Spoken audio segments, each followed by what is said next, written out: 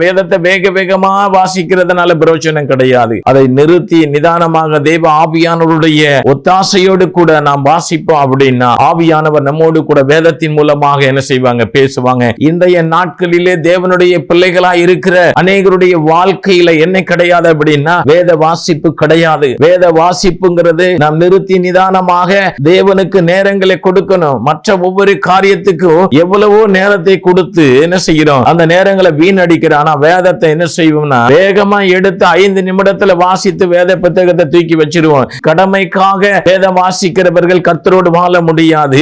இன்றைய சபையினுடைய நிலை என்ன அப்படின்னா, விசுவாசிகளுடைய நிலை என்ன அப்படின்னா வேதம் வாசிப்பதே கிடையாது, தனிச்சபம் கிடையாது. அதனால தான் எது சபை கிடையாது, யாரு ஊழியர் கிடையாது அப்படிங்கிறது இன்னைக்கு ஜனங்களுக்கு தெரியாமல் காணப்படுகிறபடியினால தான் எல்லா சபை அப்படின்னு நினைக்கிறாங்க, எல்லாரும் ஊழியர்கள் நினைக்கிறாங்க.